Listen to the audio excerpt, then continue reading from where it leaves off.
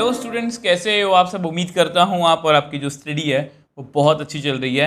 आज की वीडियो में हम क्लास 10th के अंदर एक्सरसाइज 10.2 का लास्ट क्वेश्चन मतलब 13th क्वेश्चन जो है वो डिस्कस करने वाले हैं। इससे पहले जितने भी क्वेश्चंस हैं, एग्जांपल्स हैं, वो सब हम लास्ट वीडियोस में डिस्कस कर चुके हैं। इन सभी वीडियोस का लिंक जो है वो आपको नीचे डिस्क्रिप्शन बॉक्स में जो है वो मिल जाएगा। तो क्वेश्चन को पढ़ते हैं। The prove that opposite sides of a quadrilateral circumscribing a circle subtend supplementary angles at the center of circle। तो ध्यान से क्वेश्चन को पढ़ते हैं। पहले ये सर्कल है। अब सर्कल जो है वो सर्कमस्क्राइबिंग अ क्वाड्रिलेटर, मतलब सर्कल एक क्वाड्रिलेटरल के अंदर है जिसकी 4 साइड्स हैं। ये मैंने आपको बहुत बार समझाया कि क्वाड्रिलेटर कुछ इस तरह से होगा, मतलब सर्कल जो है वो हर एक साइड को ऐसे इस तरह से टच कर रहा है। ठीक है, इसको बोलते हैं।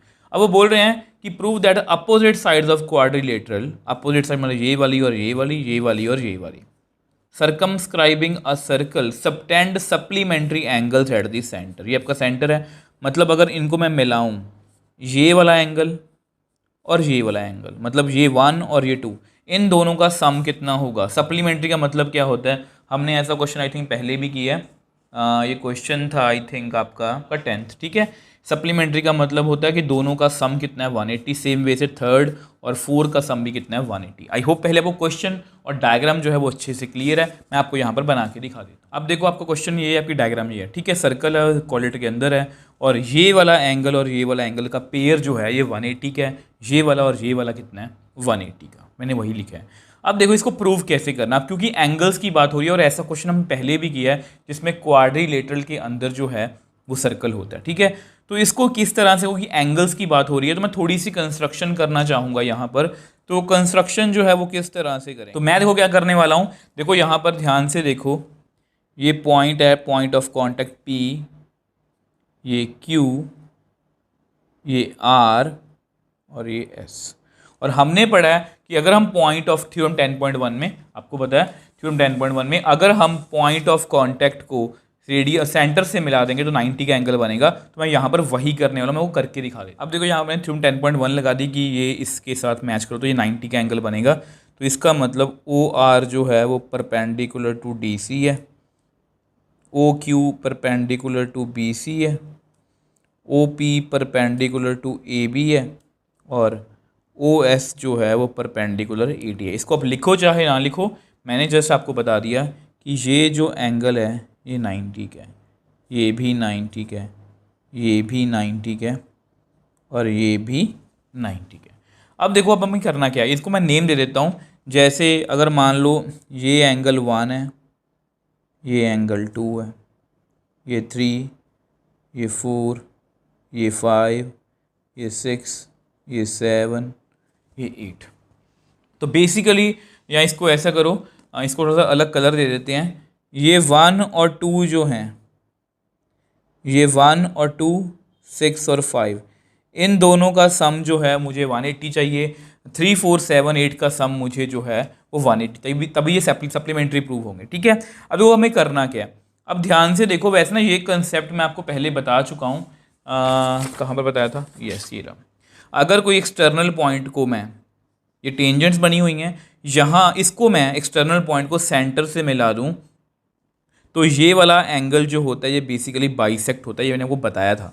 ठीक है, वैसे यहाँ पर भी वो कंसेप्ट हम यहाँ पर यूज़ कर सकते हैं। अगर आपको लगता है कि वो कंसेप्ट हमें यूज़ नहीं करना, तो मैं सिंपल सी एक ट्रिक बता देता हूँ कि आप ना ये वाला ले लो, ट्रायंगल जो है AOS, triangle AOS and AOP, triangle AOP, ये दोनों ट्रायंगल सेम ले लो, जो एक्सटर्नल पॉइंट जिनका क्या है सेम है, A है। ठीक है, अब देखो ध्यान से, OS और OP क्या है इसमें, OS is equal to OP, ये है हमारी रेडियस ऑफ सेम सर्कल।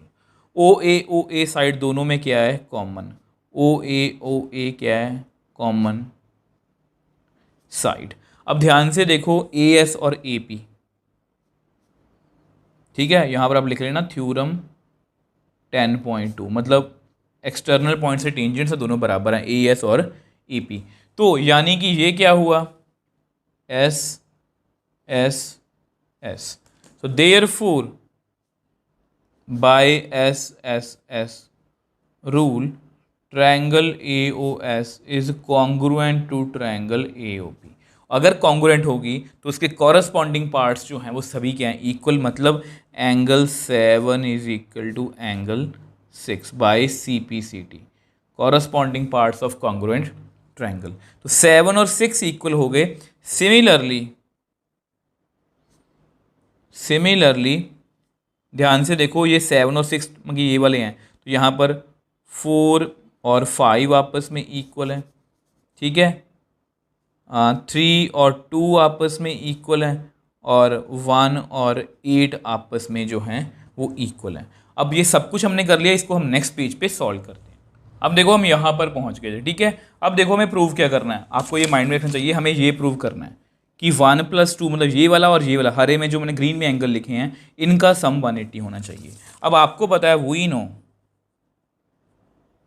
ये कितने एंगल्स हैं, 8 ना, इन सब का सम कितना होगा, क्योंकि सेंटर में एंगल बन रहा है, सेंटर पर कितना एंगल बनता है आप सभी को पता है, वो बनता है 360।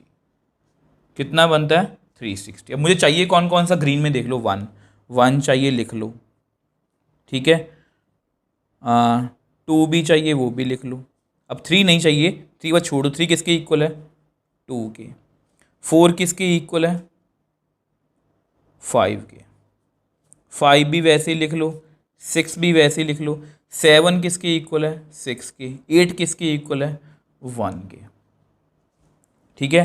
तो यहाँ पर 2 बार मतलब कि देखो ध्यान से, 2 कॉमन निकाल लो, 2 बार 1 एंगल आया, 2 बार 2 आया, 2 बार ही 5 आया, 2 बार ही 6 आया, इज इक्वल टू 360। तो which implies 1 angle plus 2 angle plus 5 angle plus 6 angle is equal to 360/2। तो which implies 1 + 2 + 5 + 6 is equal to 180। अब देखो आपको पता 1 और 2 कौन सा एंगल है, एंगल COD। ये वाला कौन सा एंगल है, एंगल COD।